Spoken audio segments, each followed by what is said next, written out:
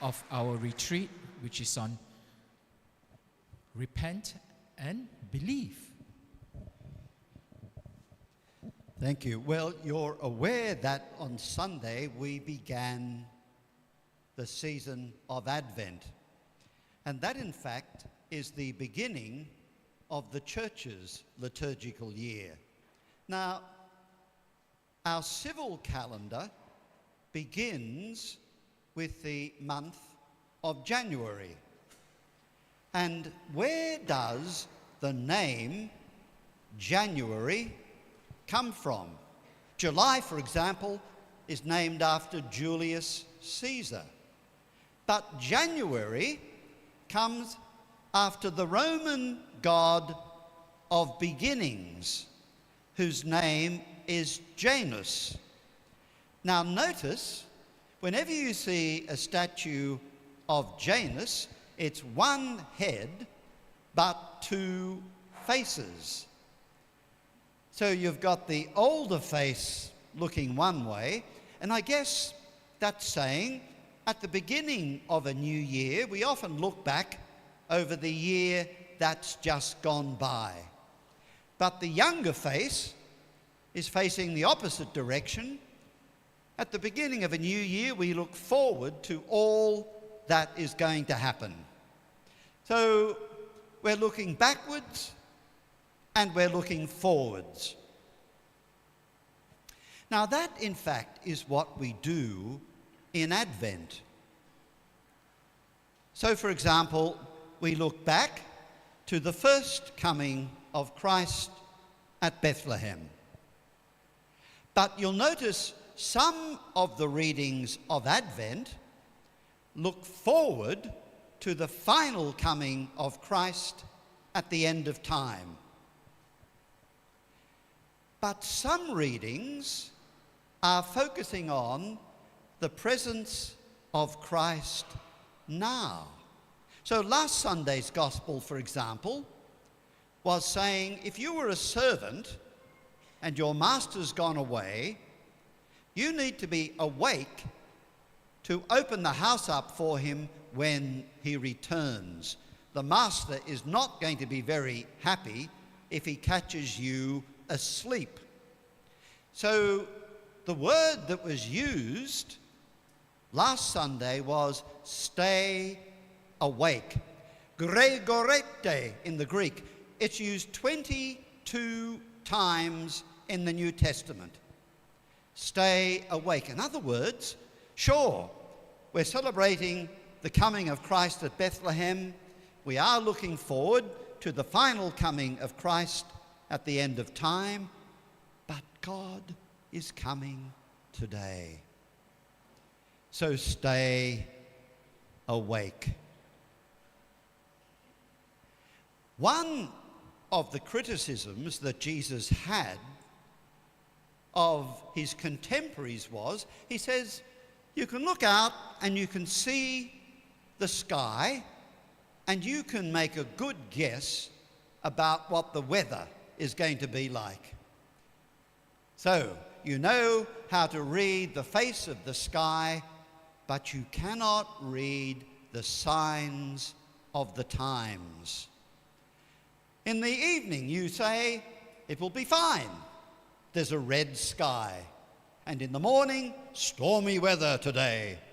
The sky is red and overcast. So, red in the night, shepherd's delight. Red in the morning, shepherd's warning. That's very handy for those of you who have sheep. Now, stay awake, be attentive. Gregorete. So be attentive to the present moment. You might remember many years ago that book by Eckhart Tolle came out, The Power of Now. It's a bit of pop psychology, but it does make some important points. Are you resisting your here and now? Some people would always rather be somewhere else. Their here is never good enough. Here's a modern parable. There was a woman being chased by a tiger. She was running as fast as she could, but the tiger was gaining ground. At any moment, the tiger will pounce and devour her. She comes to the edge of a cliff. She looks down. If she jumps, she will die on the rocks below. If she stands still, the tiger will pounce and devour her.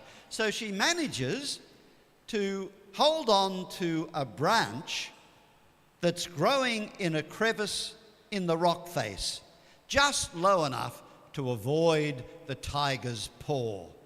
But she can see as she's hanging there, she's too heavy. And at any moment, the branch is going to give way. If she does nothing, poof, she falls and dies on the rocks below. If she decides to scramble back up, she'll be devoured by the tiger. But just at that moment, she sees a cluster of wild strawberries growing in a crevice in the rock face. And she reaches out and plucks one and eats it. Oh! End of story. Now, people often say to me, but you can't end a story like that. What happens? That's the whole point of the story. That often we're so obsessed with the tiger above or the rocks below that we never truly savor the strawberry of the moment. Now, that's not an all-embracing philosophy of life. But isn't it true that we often are somewhere else and never truly here? So, reading the signs of the times, what is God saying to us in the ordinary rhythms of daily life? Stay awake. Now, tiger above, rocks below, strawberry of the moment. Okay, when the Lord comes, I'm going to look at the first command he gives us. Now, the first gospel to be written is that of Mark. About maybe 30 years after the death of Jesus.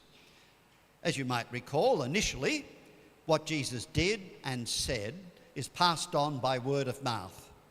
And as the original eyewitnesses are getting older, people begin to say, well, we need to get this down in writing. And then Mark is the first evangelist who brings all of that together in one narrative, the Gospel of Mark. So he starts out with a very brief prelude. Then we have the ministry in the Galilee region, up in the north of the country. Jesus and his disciples then begin the journey to Jerusalem for the celebration of Passover. And then Mark's Gospel gives us a day-by-day account of the last week in the life of Jesus. Now, first of all, the introduction. John the Baptist begins proclaiming. And what does he say? He was proclaiming a baptism of repentance. Now, I think all of you speak a second language. And what you would experience many times, I'm sure, that when you're trying to translate something from your own language into English, or you're looking for a word in your own language for something in English, you can never find an exact equivalent. That sometimes the word that comes closest to the word you're looking for doesn't quite have the same flavor as the word in your original language. The Italians have a saying, traduttore, traditore. Traduttore is translator, traditore is traitor. So it means literally, it's a pun, the translator is the traitor. Now that doesn't mean the translators are deliberately trying to send us astray. It just points up the point that I've been making, that sometimes, no matter how hard you try, it's almost impossible, in many cases, to find an exact equivalent in one language for a word or a concept or an idea in another language.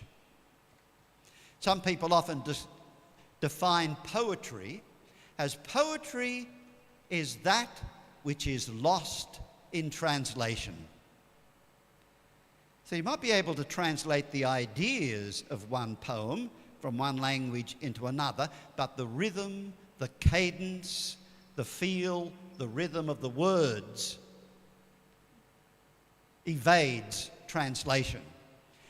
So the word that in fact is used there in the gospel is metanoia.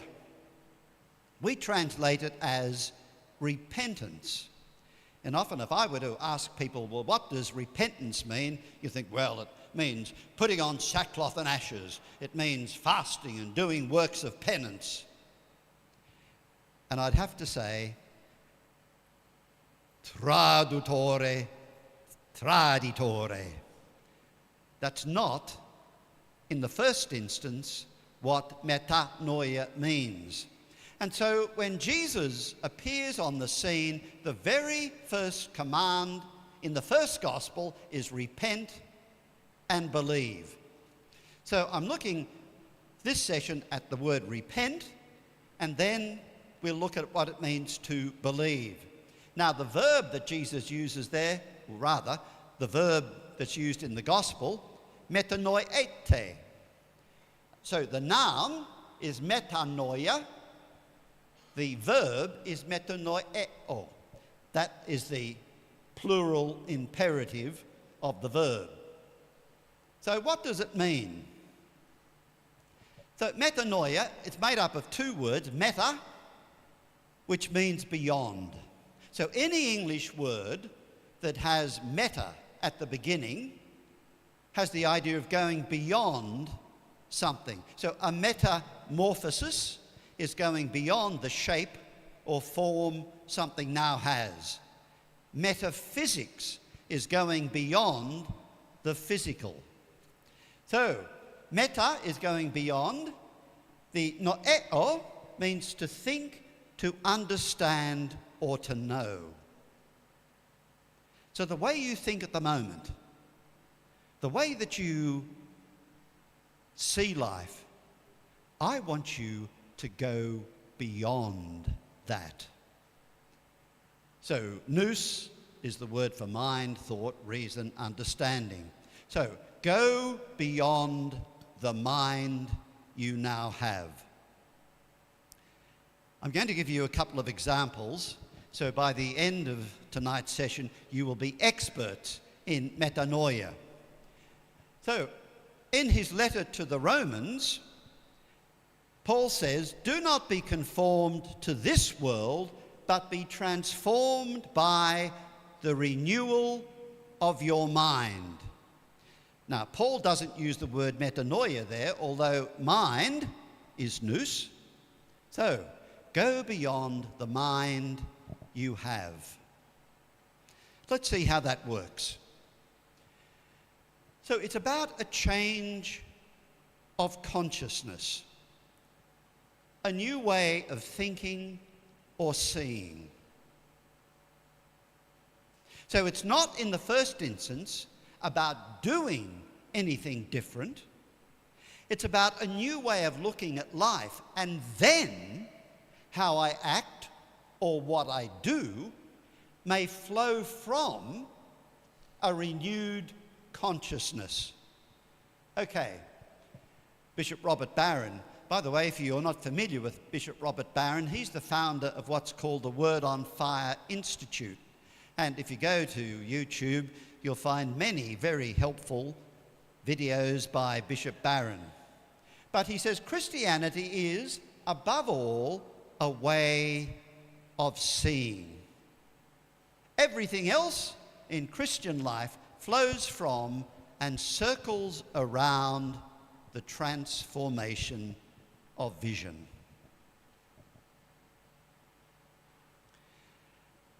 My mother died at the age of 48. She died of breast cancer.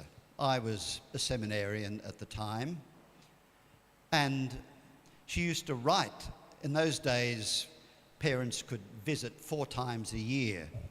Seminaries were rather strict back in the early 1960s. And my mother used to type letters to me each week. But one week, it was handwritten. And she explained that she had a lump in her breast, and she said, I find it hard to actually use my hand.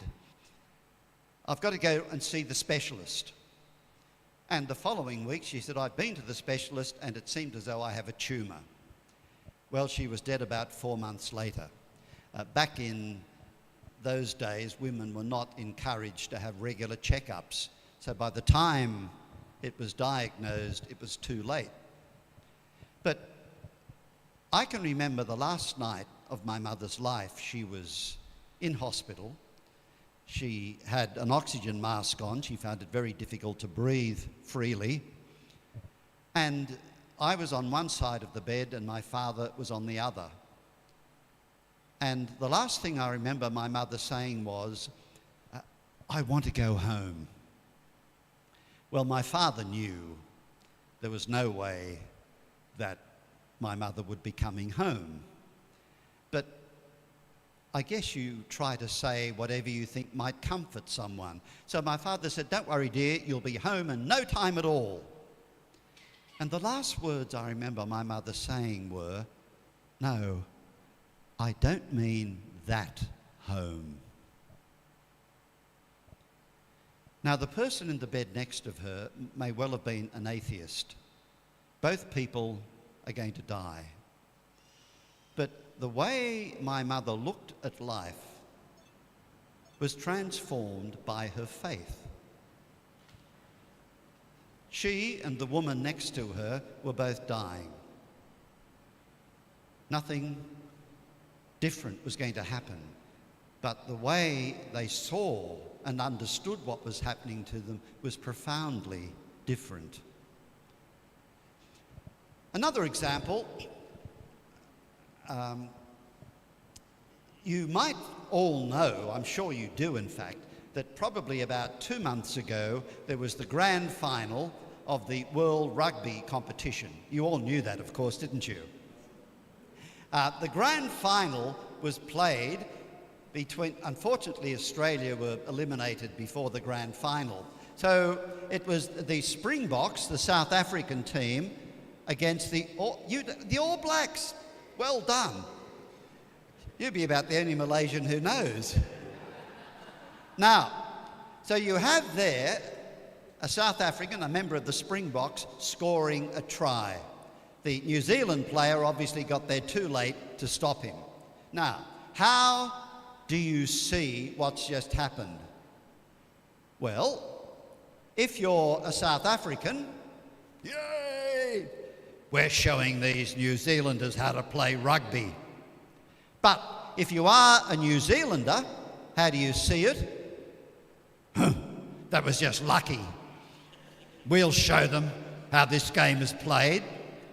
If, on the other hand, you're a Malaysian,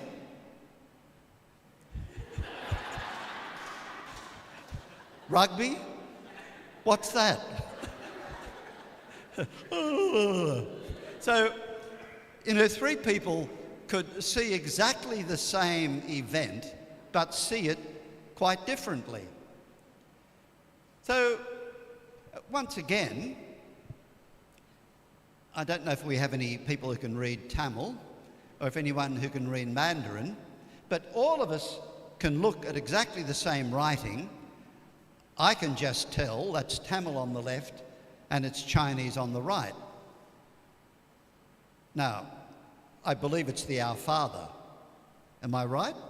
Anyone read Chinese or Tamil? It's the Our Father. Now, you can look at that prayer and it makes sense to you. I can look at exactly the same writing and it doesn't mean a thing to me. Likewise with the Chinese characters. We're both looking at exactly the same thing, but we see it differently. It's raining. Okay, one reaction to that might be, it's inconvenient. Oh, I should have brought an umbrella with me. But a great gardener, woohoo, thank goodness. After a period in Australia, we often have long periods of drought. So thank God for the rain. My garden will love the rain. But a farmer, now often farmers do it very tough in Australia after a long period of drought. Thank God the rain has come. We've almost gone bankrupt. But his wife can't stand life on the farm. And she was thinking, oh, I was hoping the drought would force us to sell up. I hate life on the farm. Or the woman whose daughter was going to get married. In Australia, we have lots of weddings outdoors. And she wanted a nice fine day for the wedding, and instead it's pouring down. Oh, she had her heart set on an outdoor wedding. But how does her father react? With any luck, this might give her second thoughts about the creep that she's marrying. So again, just how different people see the same thing differently. Okay. A good way of describing metanoia is the term paradigm shift. Now, it was coined by Thomas Kuhn in a book he wrote in the early 1960s called The Structure of Scientific Revolutions. Now, first of all, what does he mean by a paradigm? First of all, a paradigm is the mental image we have up here of the way things are out there, or the lens through which we view life, or the map we have in our minds. This is the way things are. Now, the example of a paradigm shift that he gives is this. Up until the 16th century, the prevailing paradigm of how the universe is was geocentric. In other words, the Earth was at the centre of our universe. The moon, the stars, everything orbited around a stationary Earth. That goes back to at least the Greek philosopher Aristotle, a couple of hundred years before the time of Christ. So, what's the universe like? Well, we're in the centre, and the moon, the sun, the stars, everything orbits around us. Now, what happened in the 16th century? First of all, Nicholas Copernicus, who was a Polish Catholic priest, through the mathematical calculations that he did, said, doesn't work if you insist that the Earth is at the centre. And backing that up a little bit later were the observations that Galileo made through what today we would call was a very primitive telescope. But he again said, well, the observations that I'm making would suggest that the Earth is not at the centre. Now, eventually, people accepted a new paradigm. So we shifted from an Earth-centred paradigm to a helio or sun-centred paradigm. Now, there was a lot of opposition, especially from the scientific world. Imagine if you were an astronomer and all the lectures you'd given, everything that you'd written, was based on the belief that the Earth was at the centre of the universe. Well, that would mean your whole life's work would have to be dispatched to the waste paper basket. But in the 16th century, ultimately, what was it that actually changed? Well, nothing out there changed. It wasn't as though the sun and the earth had a conversation and said, well, let's swap places for a while. What changed, in fact, was here. Our way of seeing, understanding, and interpreting what's out there. A paradigm shift. So a paradigm shift is not about seeing anything different. It is about seeing differently. That is metanoia. Now, we all look at life through lenses, and often we're just totally unaware of all the lenses that we look at life through. Now, I just thought, well, what are some of the lenses I look at life through? Well, first of all, me. Well, first of all, I'm male. I'm sorry, girls, I couldn't help that. But I think it is true, isn't it, that women, by and large, this is not being stereotypical, but women often see things differently to men. Secondly, I'm an Australian. And it's often when you visit another country that you realise just how, in my case, Australian you are. And likewise, if you were to come to Australia for a holiday, you sort of suddenly write, wow, I'm Malaysian. I just feel different. The way they do things here is different. The way they think, their sense of humour, different. So our nationality forms us in ways that we're perhaps not even aware of until we visit another country. I come from an Anglo-Celtic heritage. So my forebears all came from Ireland or England. I'm a Catholic. I've been tertiary educated. English is my first language. I'm that generation known as a baby boomer. And I'm a priest, therefore I don't have children. And that obviously does affect the way that you look at life. They're just a few of the lenses through which I look at life. And I'm sure if I thought more about it, I get a whole lot more. And often it's very difficult to see things from another person's perspective. So, we have a woman on one side of the river, and she says, "How do I get to the other side of the river?" The man replies, "You are on the other side of the river."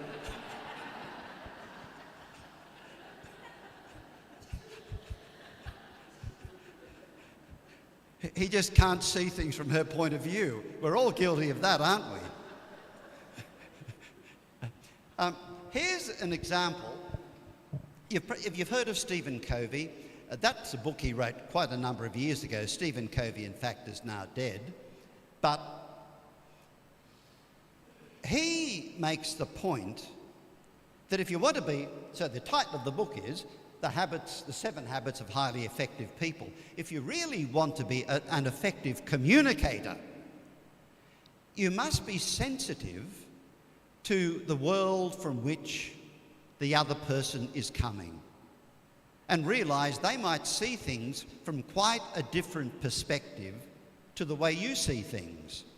Now, he uses an example which apparently is used in the Harvard Business School. It might be an example you've seen before, but basically what would happen if this were his group, all the people on this side of the church, I get you to go down the back. All of the people here, I get you to come up to the front. Now, all of you can't see this. I'm going to show you a picture of that woman. Well, that person. Now, we're going to spend about 10 minutes looking at it, reflecting on it. So, male or female? Well, obviously it's a woman. Young or old? Well, young. What sort of mood do you think she might be in? And so on. So these people spend at least 10 or 15 minutes talking about that picture there. Now, on this side, you start thinking about that picture. Now, again, male or female, okay, it seems to be a woman, young or old. Well, it's an older woman. And what kind of mood do you think she might be in? What do you imagine she's thinking about? And once again, they haven't seen that, but you reflect on that. Then, after that, he brings everyone together and then shows them. So you've seen the one on the left, you've seen the one on the right. Then he shows them that one. Now, what is that a drawing of? It's more ambiguous, isn't it? So it could be a young woman, it could be an old woman. So, for example, if it's the young woman, this is her cheek, this is the halter around her neck, that's the upper part of her chest. But if it's the older woman, that's her nose, that's her mouth, and that's her chin. But the point that he makes is, the point that Covey makes, or at the Harvard Business School, that the people who'd been conditioned for only 10 minutes at looking at the drawing of the younger woman instinctively interpret the more ambiguous drawing as that of a younger woman. And likewise, those who have been looking at the drawing of the older woman instinctively interpret the more ambiguous drawing as that of an older woman. And the point that he makes is, if 10 minutes condition the way in which you interpret, in this case, the upper drawing, what does a whole lifetime of conditioning do to the way you look at life? So, the conclusion he comes to is the more aware we are of our basic paradigms, maps, or assumptions, and the extent to which we have been influenced by our experience, then the more we can take responsibility for those paradigms, examine them, test them against reality, listen to others, and be open to their perceptions, thereby getting a larger picture and a far more objective view. And that's a key, especially in smaller groups like your BECs, that to be aware that not everyone in the group, even though you think you know them well, is going to see things exactly the same way that you are. So metanoia is often demanded. I've got to rethink this. Let me see if I can start to imagine how this person sees this situation, coming from the background that they do. Pope Francis says, the structural and organisational reforms are secondary. They come afterwards. The first reform must be the attitude. I mean, to take a very blunt example, if a husband just beats up his wife every night, I mean, he has to stop doing that, but unless there's been some kind of change up here, then there's going to be no lasting change in the way he acts. The transformation here, so Pope Francis would want to say, I guess, what's it mean to be a synodal church? People journeying together as a community. And once we have that new way of understanding and thinking about ourselves as church, then maybe we can start considering what structural changes may or may not need to follow. One interesting example, The Choice is written by that woman, Edith Eger. She's a Jewish woman who was captured by the Nazis during the Second World War and sent to Auschwitz. Now, most people who went to Auschwitz died. she managed to survive and eventually was liberated. But the book that she wrote was called The Choice. She migrated to the United States and she studied psychology. She said, all of the survivors I met had one thing in common with me and with one another. We had no control over the most consuming facts of our lives. You know, they were captured by the Nazis. They had no control over that. They were ushered into cattle trains and taken to Auschwitz.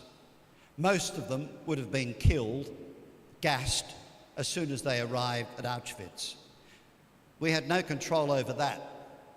But we had the power to determine how we experience life after the trauma. So once they were liberated, what am I going to do?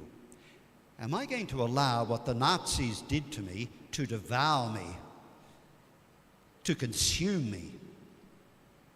My fellow survivors taught me you can live to avenge the past, or you can live to enrich the present.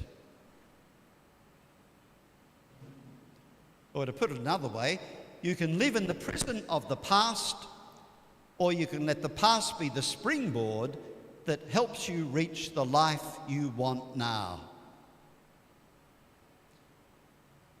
True, isn't it? I don't know if you've heard of Sister Helen Prégine. Sister Helen Prégine, an American nun, wrote a book called Dead Man Walking, and it was made into a movie. The significance of the title is that Sister Helen's ministry was to condemned prisoners in the United States, men who had been condemned to die. So they were on death row awaiting execution. So hence, dead man walking.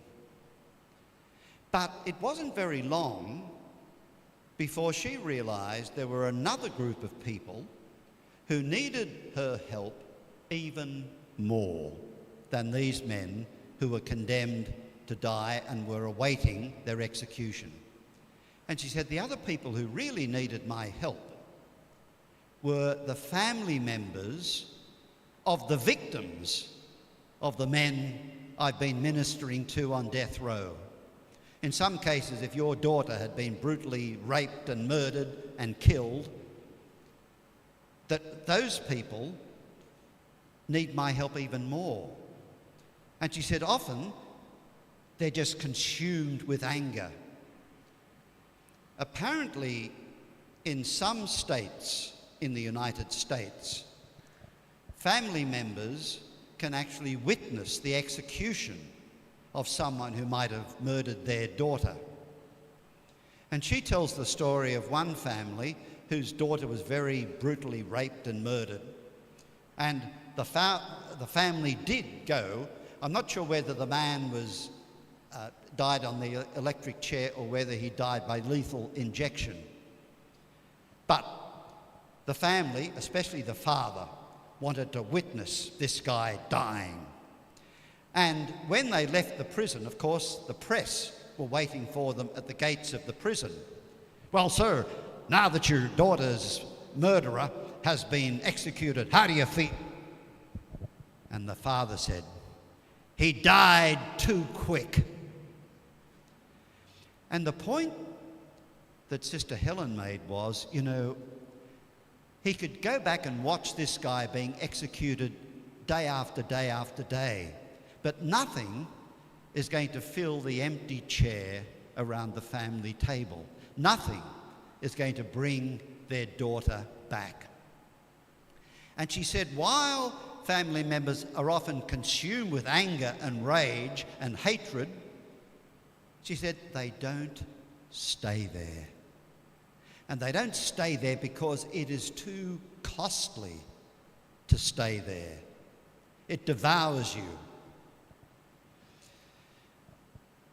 An interesting metaphor is a small little slug that's found in the Bay of Naples in Italy. And it grows into a snail of the nudibranch variety. It's a water snail, but apparently when they're tiny little slugs, jellyfish just like to eat them. But no sooner has the jellyfish devoured it than the slug begins to eat the jellyfish from the inside out. And by the time the slug has developed into a fully grown snail, it's eaten the whole jellyfish. Burp. And I thought, that's not a bad metaphor for what we do to ourselves if we don't forgive. The hatred, the revenge will just simply devour us. So she says, a new way of thinking is needed. My first years of practice helped me to reframe my wound as something necessary and useful, and to shape and develop my most enduring therapeutic principles. Having been through this, it's going to be a wonderful way for me to help other people who might have been through great traumatic experiences and help them move on in life.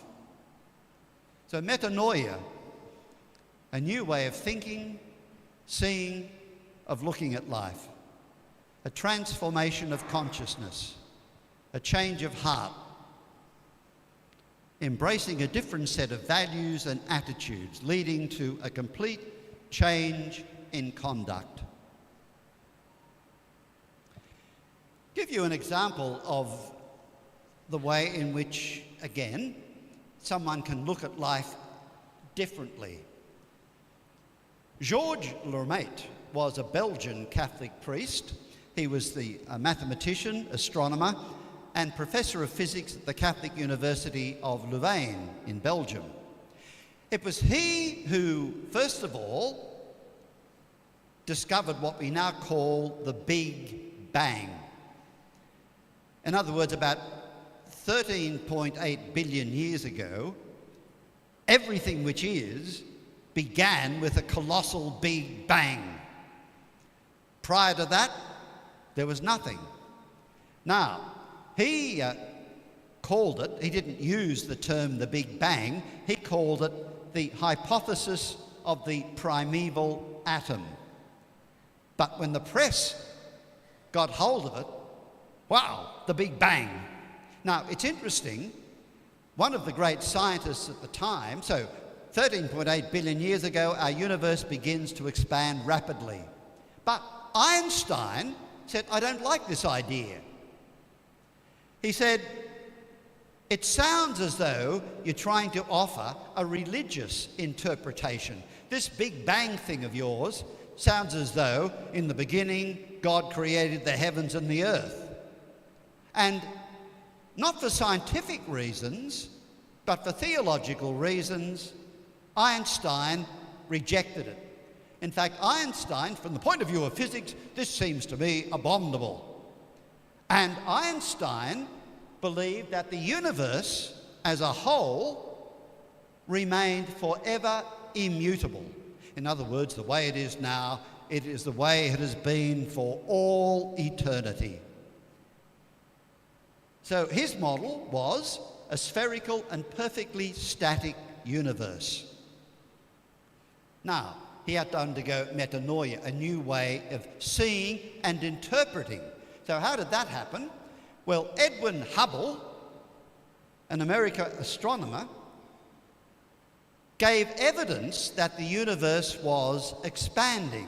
Now, this might sound just a little bit technical, but if light is moving away from us, scientists call it red-shifted.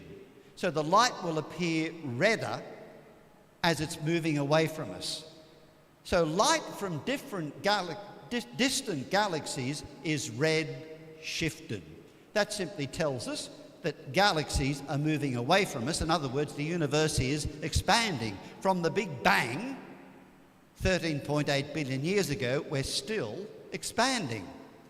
So what happened was Einstein went down to the observatory and saw for himself. And when he saw, the redshift of distant nebulae has smashed my old construction like a hammer blow. So he had to reinterpret his understanding of the origins of the universe, a new consciousness, a new way of looking. A slightly more down-to-earth example of metanoia. Covey talks about one time when he was giving a lecture and the auditorium was full, but it was the very first time his own mother had been present at one of his talks. And mother was sitting, about 3 or 4 rows from the front. That's my boy up there. Isn't he wonderful? But right at the very front, right in front of the podium, were 2 women, one of whom was incessantly chatting to her companion during the whole lecture. Covey said, I just ignored them. He said, but I could see my mother getting angrier and angrier. I thought at one stage my mother was going to get up with a handbag and whack one of these women over the head.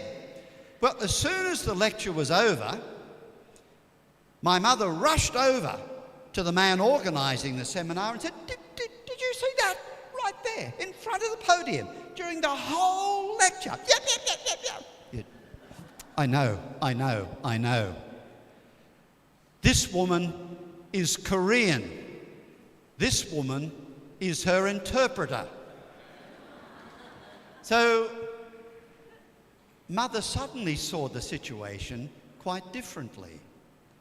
In fact, these 2 women weren't rudely ignoring everything he was saying, quite the contrary.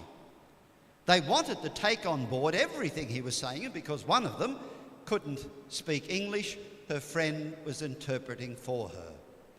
Now, in the afternoon, there was a second lecture. The same thing was happening, the same 2 women sitting up the front. Mother was sitting in the same spot, but perfectly happy. They're not rudely ignoring my brilliant son. Quite the opposite. They want to take in everything he's saying.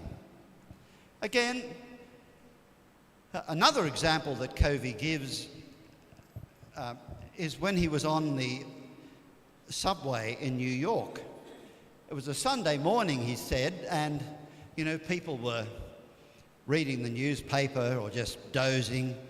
And he said, the train came to a station. A father got on with his 2 young sons. And the father sat down right next to Covey. But the 2 little boys ran up and down the train carriage, yelling out, screaming, yelling, knocking people's newspapers, being quite objectionable. And the father was just sort of sitting there in a bit of a daze. And Covey said, gave him a nudge and said, look, the boys are... Can you have a word to them? Oh. We've just come from the hospital. Their mother has just died. Now, the 2 boys might not have understood that their mother had died, but they knew something awful had happened. And they were just acting out. So Covey then says, suddenly I saw differently.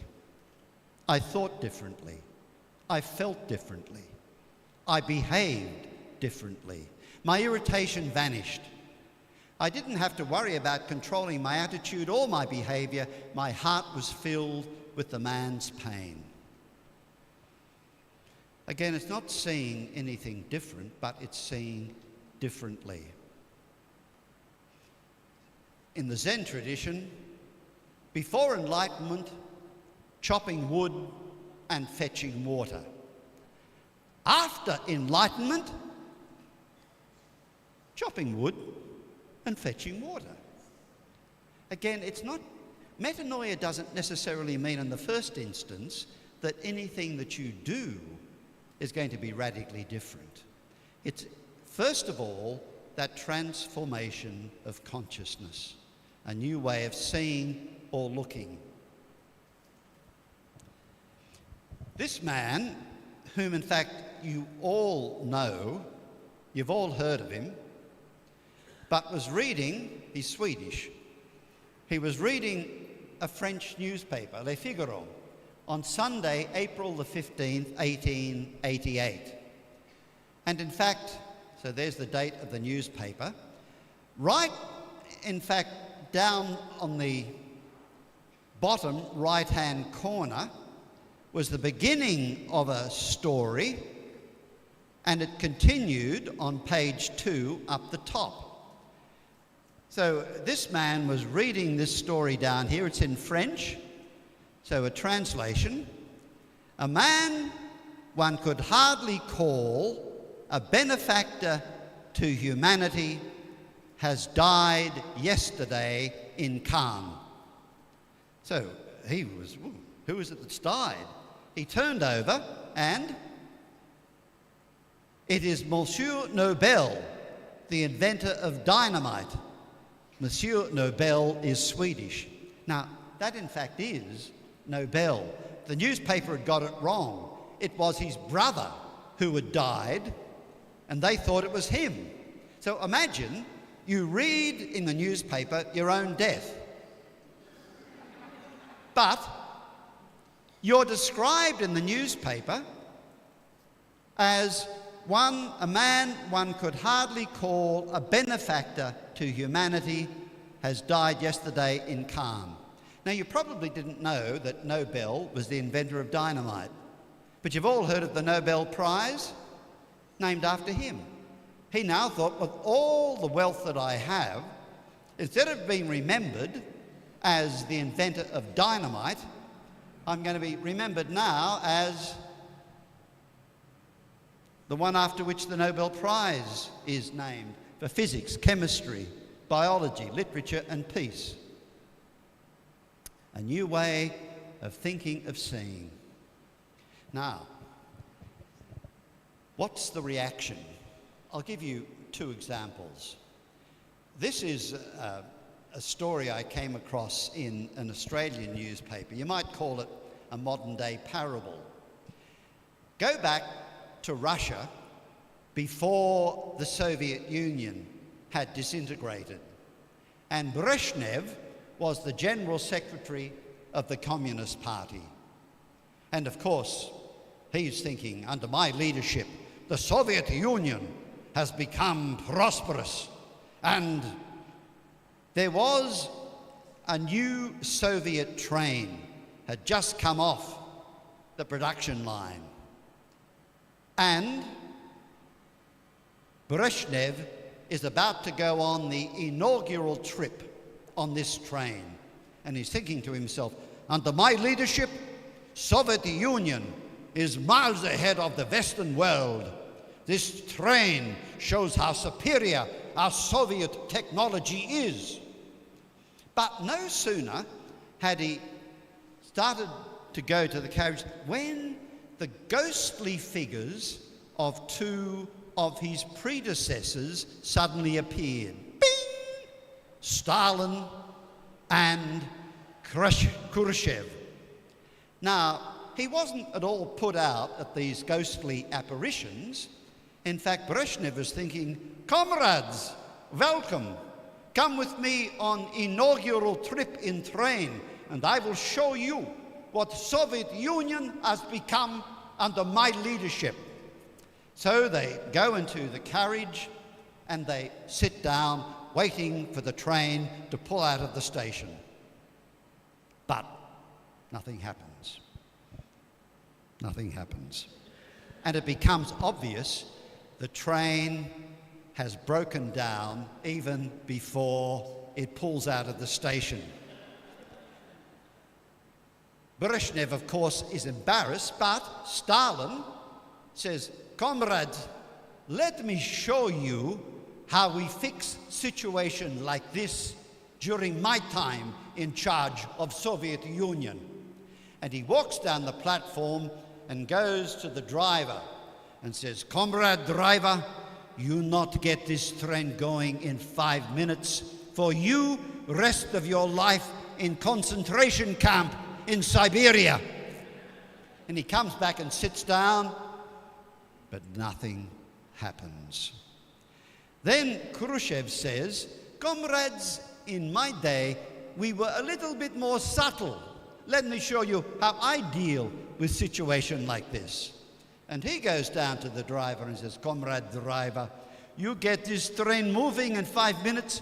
For you, as much vodka as you can drink for the rest of your life, and luxury apartment in Moscow." So he comes back and sits down, and nothing happens. So then Brezhnev gets up and says, "Comrades, let me show you how we deal with a situation like this nowadays in USSR." And so he gets up and simply pulls down the blinds and sits back and says, "There you are, comrades. Now we're moving, aren't we?"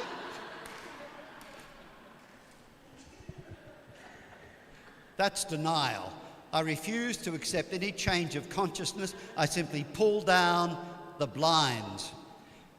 There's a lovely Peanuts cartoon where Charlie Brown and Linus are talking with each other, and Charlie Brown says, "You know, there's nothing my dad doesn't know about cars. Why, only the other day we were driving along and he heard this dung, dung, dung, dung, dung, dung, dung noise coming from under the bonnet. Don't tell me. He stopped the car, got out and fixed the problem immediately." No. All he did was turn up the car radio so he couldn't hear it. So we can all be guilty of that. Here's a story. Just those of you who've got, you might want to take a few notes for this, girls, not guys, but jot a few things down here, a few important points here. So, a woman goes to the hospital.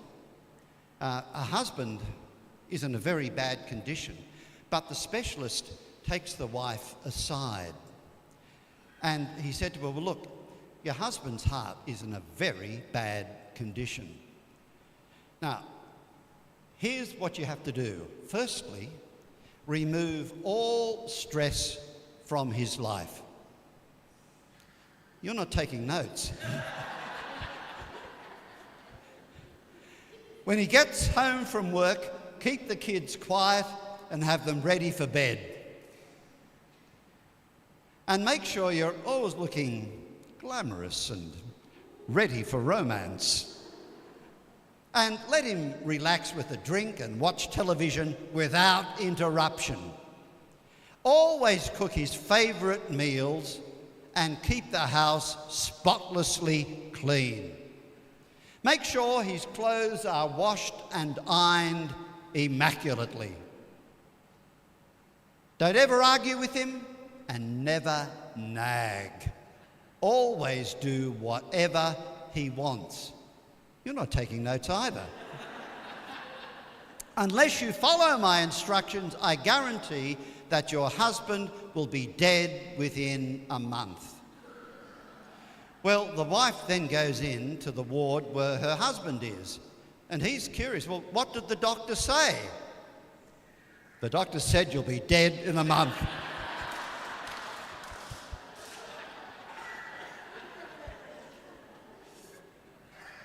So, we've got a 10-minute break now, but metanoia, the Episcopalian minister Alan Jones says, you know, there aren't any shortcuts, that often it takes a long time for a life to be totally converted. And most of us want instant conversions and overnight transformations. But often metanoia is a slow process. So in the words of the Catholic Catechism, metanoia is a radical reorientation of our whole life, a return, a conversion to God with all our heart, an end of sin a turning away from evil, and a desire and resolution to change one's life with hope in God's mercy and trust in the help of his grace. That's 1431 in the Catholic Catechism. So you should be experts in metanoia now. At least you know what it's about. Now the lifelong task begins of actually letting it happen.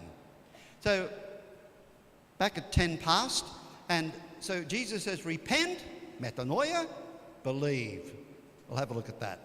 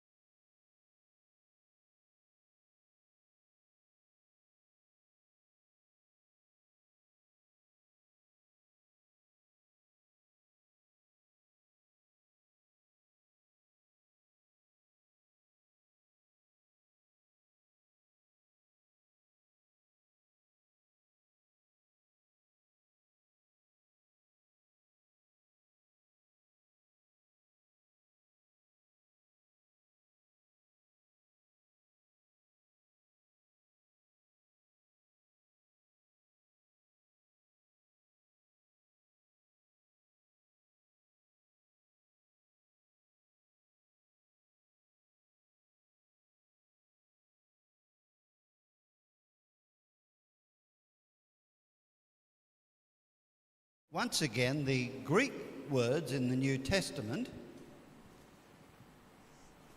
the noun for faith is pistis, and the verb is pistuo. So in the Greek, what we would translate into English as believe really means to have faith in. And that's the idea of faith or belief in the New Testament, that you have faith in. Now, remember that story in John's Gospel about Thomas. Now, whenever in the Gospels you come across a detail that seems a little strange, often you've got to stop and say, I wonder why John, or whichever Gospel writer it is telling us that. So in that story, remember, the risen Lord appears to the disciples, but Thomas is the only one of the 12, or the 11 as they are then, who's not present. And when Thomas comes back, they say, look, the Lord has appeared to us. And Thomas says, give me a break, unless I can see with my own eyes and touch and feel, I refuse to believe. Now, notice it says there, Thomas called the twin, who was one of the 12, was not with them when Jesus came. So why did John tell us that Thomas is the twin? We never get to meet the twin in John's Gospel. We do get to meet Peter's brother, Andrew. We get to meet James's brother, John. But why are we told that Thomas is called the twin when in fact the twin never appears in the Gospel? We never get to meet him. Now, the simple answer to that question is, well, we just don't know. We'll have to wait till we meet John and ask him. But here's my suggestion, because usually John never puts in details like that without having a good reason for doing it. And I think he does want us to ask, well, who is Thomas's twin? And the answer is, here. I am Thomas's twin. Because like Thomas, unless I can see the holes that the nails made in his hands and can put my finger into the holes they made, and unless I can put my hand into his side, I refuse to believe. In other words, I want to be able to touch, to feel, to see. Now, when the risen Lord appears the second time, he says, Thomas, come on, put your fingers here, feel. And then he says, blessed are those who have not seen and yet believe. Now, the Greek word that's used there is pistuantes. If I were to translate that into English literally, it would be, blessed are those who have not seen and yet have faith. So have faith. Now, I want to unwrap what that means. What is faith in the New Testament? Now, first of all, it is not blind faith. When we're told to have faith, we're not being asked to accept things that are totally absurd and irrational. Now, in fact, there's no shortage of conspiracy theories on the internet. In fact, human beings didn't, in 1969, land on the moon. All of that was simply acted out in a studio in California. It's true, it's on the internet. Any theory you want to imagine, there are aliens. They're being kept in a secret compartment in the FBI offices, and we're not allowed to see them. Any conspiracy theories, and in fact, if you were to confront people that have some of these odd ideas, you could give them as much proof as you like, nothing will budge them.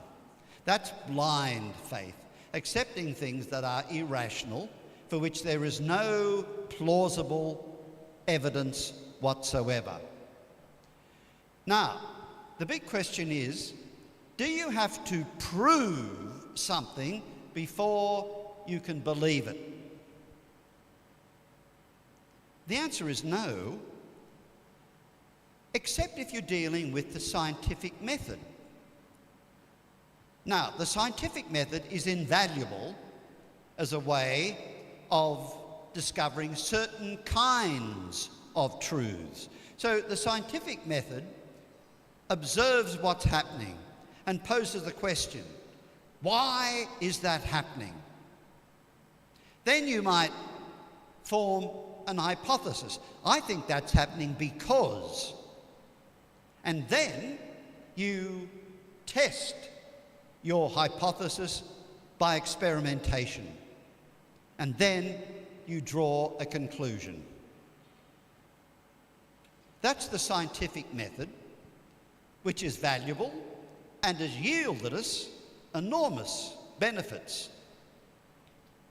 But not everything that we believe, in fact, most things that we believe can't be verified or tested according to the scientific method. So the scientific method wants to test, touch, see, observe, verify, measure, and examine. And that's fine.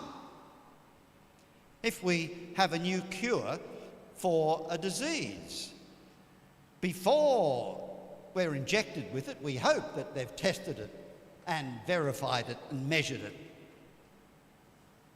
But not all things that we believe are amenable to that kind of testing or verification. So we make a distinction between proof and evidence. Most things that we accept as true are not because we can scientifically test something, but because the evidence stacks up as being plausible. Now, does your wife love you? How do you know that? He says, God, he's deluded. She is really a fantastic actress, and she is just waiting to get his fortune. And the things you've had to do, you've got to pretend you've loved him for all of these years. Prove it. Prove to me she loves you. Oh, that's nothing. I can do that. So, you know, it's not as if we can take a strand of her hair and check the... Oh, yes, I'm looking at the DNA. No, good news. She does love you. It's here in the DNA. Well, again, how do you know your wife loves you? Well, unless she is a fantastic actress over all these years, just the accumulated evidence, if you like, of a lifetime shared. Now, once in a blue moon, you do get someone who can fake it. But by and large, most things we do are not because we can prove them. So, for example, when I get onto the plane on Tuesday to fly to Singapore, I'm not going to stop and say, now, can I just look at the maintenance chart for this jet before we take off? And I want to have a look at the pilot's qualifications to see if he's had any mishaps. Who are the cabin staff? I want a complete resume of everyone. And I think, in fact, before I get on the plane, I might inspect the engine myself. I mean, we'd go mad, wouldn't we? Or, you know, when you get into a taxi, am I going to be mugged by this guy? Or, you know, before I get into an elevator, I think I might want to see the maintenance record of this elevator before I get on. It might have had an accident in the past. I just want to check, you know, and so on. When you get on a bus, I make an act of faith that this bus is roadworthy, that the driver knows how to get where we're going, and so on. When I have an operation, Now, sometimes doctors do get it wrong, but most of us make an act of faith that the doctor is competent and they will do the best they can to ensure that my operation goes well. The legal system, I think in both of our countries, is about weighing up the evidence. Again, if a person is accused of a crime, I can't just take a strand of their DNA and say, oh yes, I can see this person is a thief or a robber or a this or a that. So a person might claim they're innocent, someone else says, no, you're guilty. So we gather evidence and then it goes before a jury and they have to weigh up the evidence and come to a conclusion, at least in the Australian system, beyond a reasonable doubt. And even then, they sometimes get it wrong. So my Archbishop before Archbishop Tubac, Cardinal Pell, was actually accused of abusing 2 choir boys in the sacristy of St Patrick's Cathedral in Melbourne. If you've ever been in a cathedral after a high mass on Sunday morning, to imagine that the Archbishop could go into the sacristy and there was not a single soul around, so all the priests who were celebrating, the sacristans, everyone else, just suddenly disappears, and there is 2 little choir boys who apparently were supposed to be sampling the altar wine. And he's supposed to have abused them. Anyway, it goes to court. The first time, the jury couldn't reach a verdict. Second time, the jury found him guilty. They appealed to the Supreme Court of Victoria, and it went before 3 Supreme Court judges. 2 of them said no, the verdict stands. 1 dissented, disagreed. Then it went to the High Court of Australia, which is as far as you can go, and the 7 judges of the High Court unanimously came to the conclusion that a grave misjustice had been done, and how anyone could have come to the conclusion that they did defies coherent explanation. So the Cardinal, though, had spent a year in jail. So once again, even weighing up the evidence, you sometimes get it wrong. So prove it. So some things just can't be proved. So Blaise Pascal, the heart has its reasons which are unknown to reason. There are just some things I know. How do you know that? Prove it. There are just some things in life you just can't prove, but you know in your own heart of hearts they're true. We'll leave him. Anna Pavlova, the great ballerina, was once asked after she danced, "What were you trying to say in that dance?" She looked at the person and said, "If I could have said it, I wouldn't have danced." For her, dance was not just a way of expressing thoughts or feelings or emotions that could be far more efficiently and concisely expressed in words. For her, dance was a way of communicating things that couldn't be expressed in words. Or likewise, when Beethoven, for example, played a new sonata for a friend, his friend said, "Well, what does it mean?" And Beethoven simply looked at him and played the whole sonata again, and then said to him, "That's what it meant." Again, music for Beethoven was not just a rather clumsy, inelegant way of expressing certain feelings, emotions, and insights into life that really could be far more efficiently expressed in words. We know more than we can say. So when we come to science versus religion, I might have to put in the audio here if it works.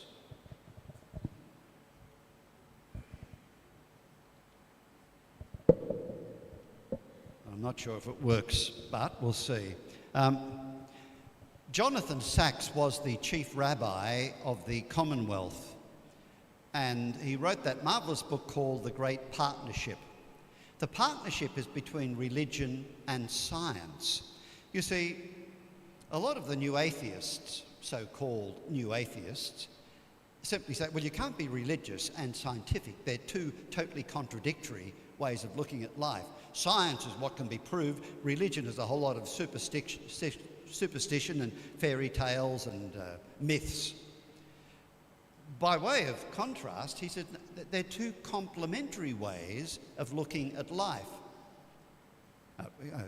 So science and religion can work together, should work together, because they're actually two quite different ways of thinking, and we need them both. Science takes things apart to see how they work. Religion puts things together to see what they mean. It's a good way of putting it, isn't it? That they're not competing ways, but complementary ways of looking at life. But science also is based on faith.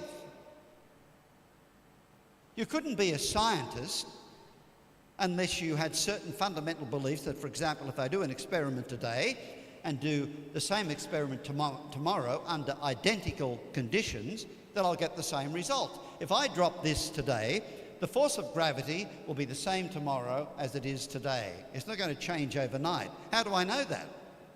Well, I just accept it on faith. I can't prove it. Paul Davies, an English physicist, says science, we are repeatedly told, is the most reliable form of knowledge about the world because it is based on testable hypotheses. Religion, by contrast, is based on faith. Now, that's not what Davies himself believes, but he goes on. The problem with this neat separation is that all science proceeds on the assumption that nature is ordered in a rational and intelligible way. You couldn't be a scientist if you thought the universe was a meaningless jumble of odds and ends haphazardly juxtaposed. Clearly then, both religion and science are founded on faith. So, experiment on one day, repeated the next day under identical conditions, you expect the same result, that atoms and molecules don't haphazardly change from one day to another. How do you know that? Well, I just accept it on faith. Can you prove it? No, I can't. Matter acts according to certain laws, otherwise science would be impossible. John Polkinghorne, who was the professor of mathematical physics at the University of Cambridge, actually became an Anglican priest. Died a year or two ago, but science requires commitment to the basic act of faith that there is a deep rational order in the world awaiting discovery. There'd be no point in being a scientist if that were not true. There'd be no point in looking for a cure for COVID unless you believed that there's a rational order, that whatever it is that's causing COVID acts according to certain laws. Once you discover what they are, you can find ways of circumventing it. Francis Collins was the director of the National Institutes of Health in the United States, and he led the Human Genome Project as the director of the National Human Genome Institute. His book, The Language of God, is well worth reading. So in other words, he was the one who was responsible for the Human Genome Project. In other words, mapping our DNA. One of the greatest acts of discovery in recent times. Basically, it's saying there's a recipe book for us. It's written in this strange language, which in fact is only 4 letters. And what we'll be doing in the years ahead is being able to read more and more of that strange book, our DNA, understanding just how complex that is. But he says this. Once again,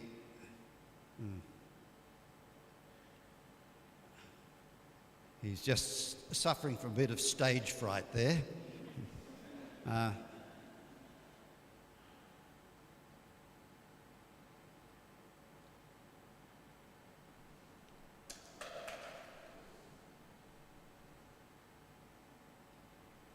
So I would say to seekers of various sorts, if you're seeking from a perspective, a more scientific view, and faith troubles you as seeming like it is unfamiliar, or perhaps even seems to be a little soft around the edges, recognize that faith is helping answer different questions. Questions like, why am I here? Science isn't going to help you with that one. What is the meaning of life? No help from science there either. But aren't those some of the most important questions? Those why questions. Science is great at how. Science is not so good at why. So once again, science and religion are not competing. They're complementary ways of looking at life. Science might be able to describe how something happens. It can't tell you why it happens. So what is faith? Well, we'll very quickly look at just 4 different ways in which we use this word faith. First of all, faith refers to what I believe.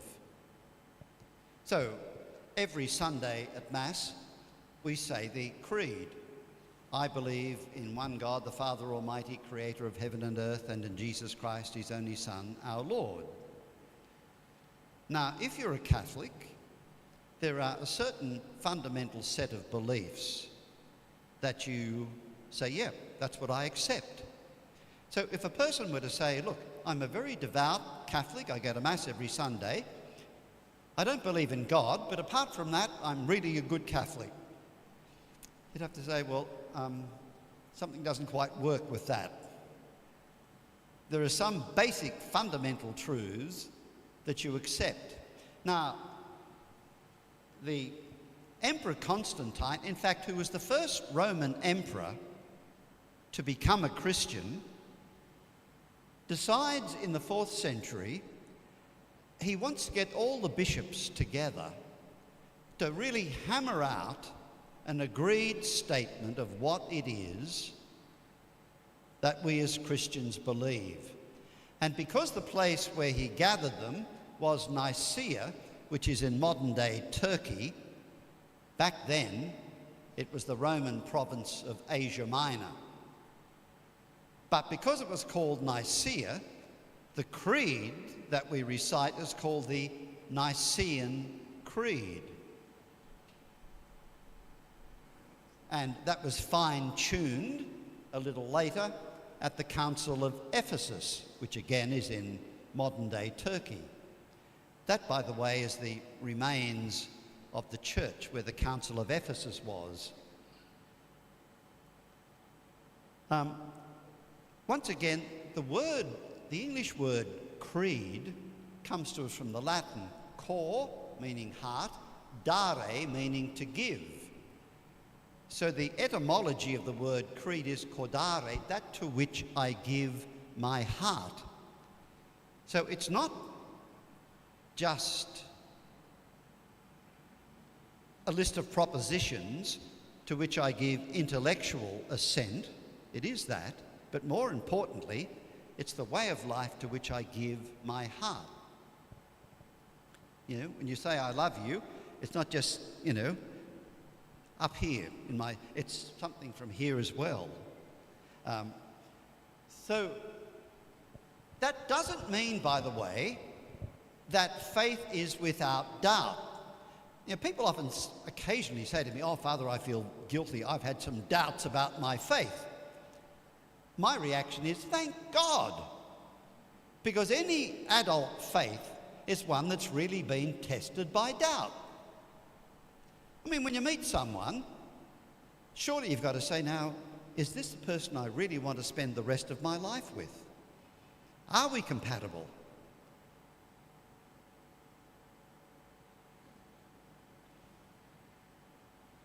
Pope Benedict, the young Joseph Ratzinger there, was quite a handsome young man, wasn't he? So back in 1968, he wrote a book called Introduction to Christianity. That was when he was merely Professor Ratzinger. And in it, he borrows a story in a collection called Tales of the Hasidim. Now, the Hasidic Jews are those more orthodox, conservative Jews. But the way they capture and pass on their spiritual insights is in the form of stories. And Joseph Ratzinger borrowed one of the stories from that book, edited by Martin Buber. So it starts out with an adherent of the Enlightenment. Now, the Enlightenment was a movement in France, Germany, England, in the 16th and 17th centuries. In its most extreme form, it says the only thing that we accept as true are those things which can be rationally demonstrated and empirically verified. That in itself, of course, is quite contradictory. How do you empirically verify a statement like that? The only things that you can accept as true are things you can empirically verify. How do you empirically verify that statement? It's contradictory. But, so the adherent of the Enlightenment had come to visit a rather saintly rabbi, the rabbi of Berdichev, who lives in what is today the Ukraine. He came in to shatter the rabbi's old-fashioned proofs of the truth of his faith. But as he enters the rabbi's house, the rabbi's reading the Torah, the scriptures, and he looks up. Perhaps it is true, after all. Don't tell me. The rabbi is having doubts about his own faith. Now, then the rabbi, knowing why this young man had come, says, "My son, the great scholars of the Torah with whom you have argued wasted their words on you. As you departed, you laughed at them. They were unable to lay God and his kingdom on the table before you, and nor can I. But think, my son, perhaps it is true." The point that Ratzinger makes in that story is the one thing that unites the believer and the unbeliever is that word perhaps. I don't believe, perhaps I'm wrong. I do believe, perhaps I'm wrong. But in this story, the rabbi was prepared to say, well, perhaps I'm wrong. Or perhaps my faith is true after all. Whereas the young man was so arrogant, he wouldn't entertain a doubt. And it goes on, the exponent of the Enlightenment opposed him, the rabbi, with all his strength. But the single word perhaps echoed back at him long after he'd left the rabbi, and it finally broke his resistance. So it's only fundamentalists and fanatics who are uncomfortable with a journey that's peppered with perhaps.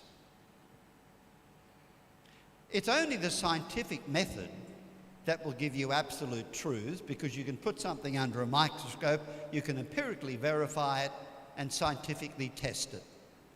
But as I've been saying, most things that we accept in life are not amenable to being verified by the scientific method. Another insight from Pope Benedict. That is the Church of the Nativity, which is built over the traditional site of the birth of Jesus in Bethlehem. Now, you'll notice the door. It's tiny. In fact, I'm just of ordinary height, but even for me to get in, I've got to bend down. Now, originally, the door was much larger. That was the original size of it. Then, over the course of centuries, it was bricked up and made much smaller, and now it's very tiny. And Pope Benedict explains why that's probably happened. Today, anyone wishing to enter the Church of Jesus' Nativity in Bethlehem will find that the doorway, 5.5 metres high, through which emperors and caliphs used to enter the building, is now largely walled up. Only a low opening of 1.5 metres has remained.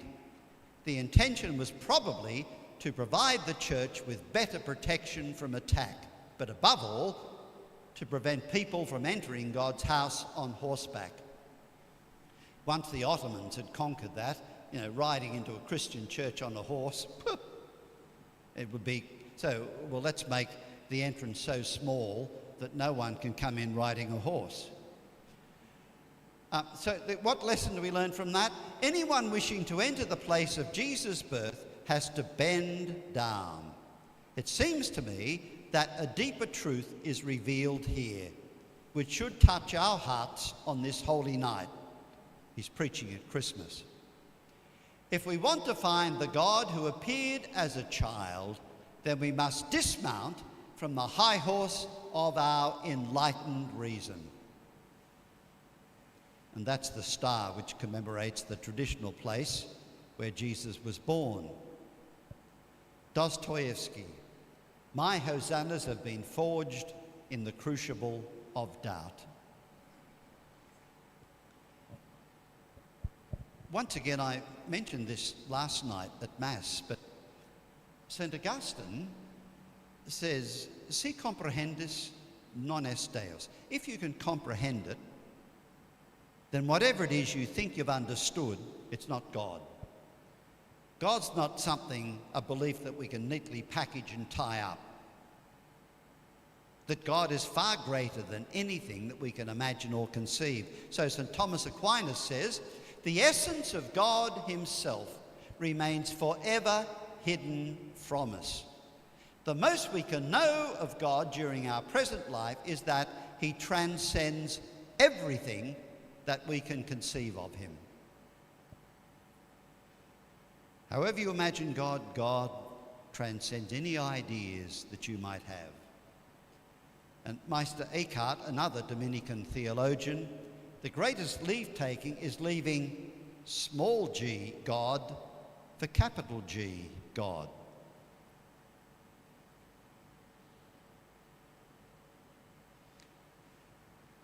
So faith is also a way of seeing. So we've covered that with metanoia. Christianity is above all a way of seeing. Everything else in Christian life flows from and circles around the transformation of vision. And we've seen all of that when we looked at metanoia. So Christian faith is a new way of seeing, of looking at life. Finally, faith is a journey. So it's not something which is static. So the way in which we believed as young children is not the way we now believe as adults. The first encyclical that Pope Francis wrote was called The Light of Faith. And the central idea of it, the central metaphor that he uses to describe faith is the word journey. He explains that Pope Benedict had written most of it, and when Pope Benedict retired, it was there on the desk. And when Pope Francis read it, he thought, well, this is too good just to ignore. So he added a few thoughts of his own. But the central metaphor in the Latin version is via, which means a way, a highway, road, or a path, like jalan in Malay. Or ita, again, jalan, journey or way. So 87 times in what's not a very long document. So faith is a journey. And sometimes in this journey we can be on top of the world. I will extol you, Lord, for you have raised me up and have not let my enemies rejoice over me. God is wonderful, hallelujah. And then, oh my God, why have you abandoned me? That's the journey. So, like all journeys, obstacles, setbacks, confusion, wrong turns, misunderstanding, getting lost, takes time, needs direction, blah, blah, blah.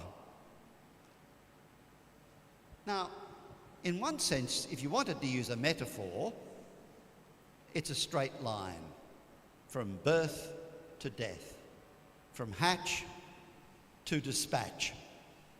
No, you can't argue with that. We're born, we die. Okay. But I like to think of it more as a spiral. Like, think of a spiral staircase going either, if you can go down, or you might like to think of it as going up. And why I like that metaphor is because, let's face it, from one year to another, what we do is probably not all that different. But hopefully, with the passing of time, there's a greater understanding, a gaining of wisdom. So the Anglo-American poet T.S. Eliot once said, "We shall not cease from exploration, and the end of all our exploring will be to arrive where we started and know the place for the first time." What that's getting at is, haven't we all had experiences, and it's only much, much later when you think about it, you say, oh, that's what that was all about. That's what was happening back then. So we had the experience back then, but we missed the meaning. So we know the place for the first time. That's a metaphor that appeals more to me. We'll just pass over that for a minute. It's getting stuck here. I'm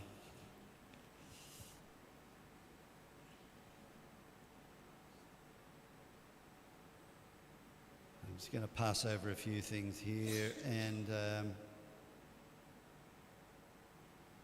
I want to come up now just to this last idea of faith as being trust, or having faith in. Charles Blondin was a tightrope walker, and his party trick was walking across the Niagara Falls on a tightrope. Here's an account of walking from what they then call the English side to the American side. We now say the Canadian side to the American side and back. So that's July the 1st, 18 something. So here it is. Niagara Falls, Thursday, June the 30th. Monsieur Blondin has just successfully accomplished the feat of walking across the Niagara River on a tightrope in the presence of a crowd variously estimated at from 5,000 to 10,000 persons. He first crossed from the American side, stopping midway to refresh himself with water raised in a bottle with a rope from the deck of the steamer made of the mist. The time occupied in the first crossing was 17 and a half minutes. The return from the British to American side was accomplished in 12 minutes. So there's a photograph of him. Now, let's face it, there's no safety net. If you fall, it's not going to be a pleasant ending, being taken over the Niagara Falls. But apparently he got bored just doing it walking. So he did it blindfolded. He apparently did it in a sack. He did it on stilts. He did it sitting down midway while cooking and eating an omelette. And he did it trundling a wheelbarrow. Now, I do have a photograph of him pushing the wheelbarrow across. And I think he might have had a sack of potatoes. Now, it's interesting, on one occasion, there were a group of English royalty. It was the Duke of Newcastle had come to see him. And no sooner had he pushed the wheelbarrow across than he went up to the royal enclosure and he said to the Duke, "Do you believe I could take a man across the tightrope in this wheelbarrow?" And the Duke, of course, said, "Oh, yes, I do." You can imagine what he says then. "Okay, hop in." Well, needless to say, the Duke declined. But then Blondin looked at everyone and simply said, "Well, is there anyone here who would jump in the wheelbarrow and let me push you across?" Well, everyone was sort of Now, the story is that in fact there was a volunteer, an elderly woman, who put her hand up. She jumped in and he pushed her across. Guess who it was?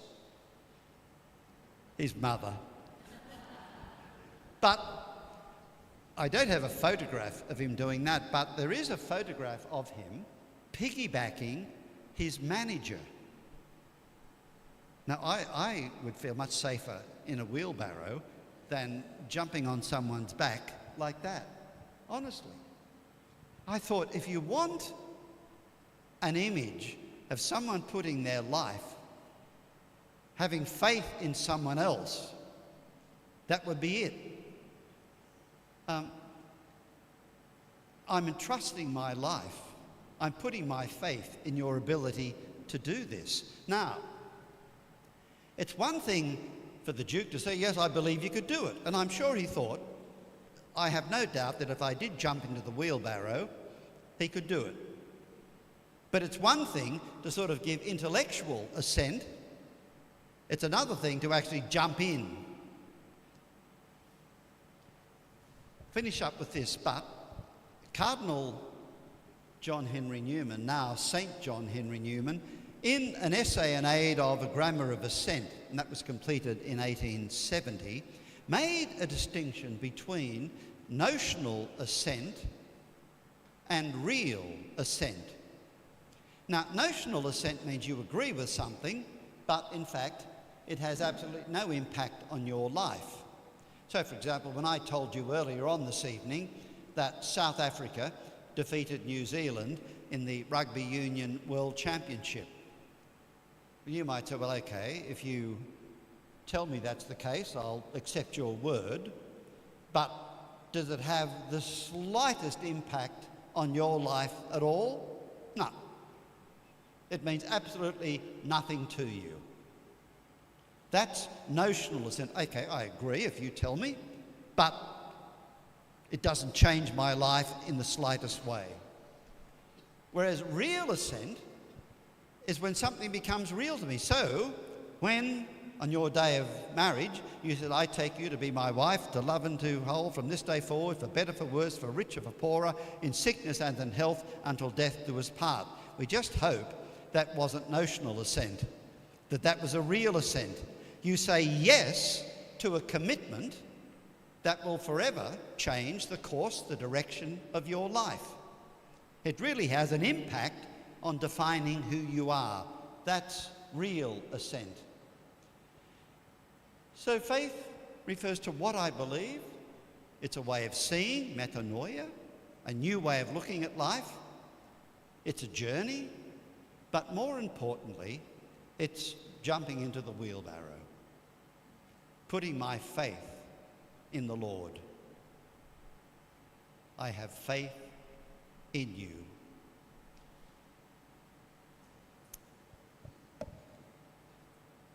We'll finish there now.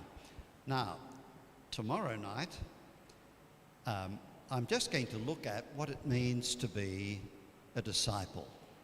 And I'm just going to pick out a few points about discipleship. And we'll have a look at some of those.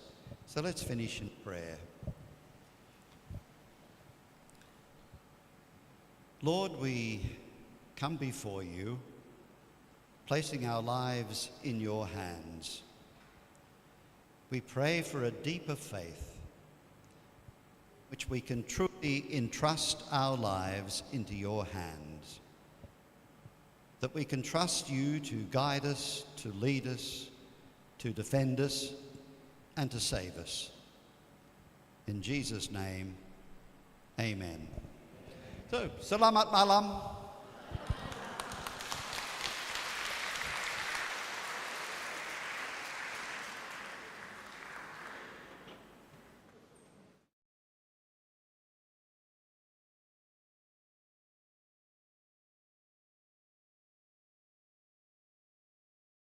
Third day of our Freedom. Do come, bring your friends and your families. All right, good night, God bless, drive home safely, blessings.